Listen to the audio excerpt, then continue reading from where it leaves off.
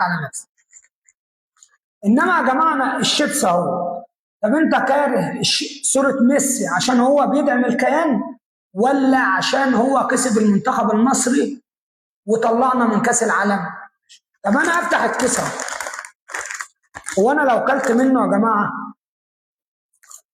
كده يبقى انا اكلت دماغ ميسي يعني يا جماعه؟ انا باكل الشيبسي في صور مع مصطفى شوبير ودول، هنقعد بقى الزمالك يقول لك انا مش هجيب عشان عليه صوره الاهلي، والاهلاوي يقول لك مش هجيب عشان عليه صوره الزمالك.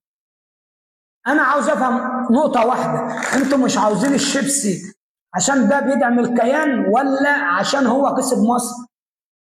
طب لو كسب مصر يبقى انتم عندكم حق وانتوا رجال، انما لو عشان بيدعم الكيان، دي اول حاجه كانت بتدعم الكيان، الناس مش عامله مقاطعه معاه ليه؟ طب اعمل بقى مقاطعه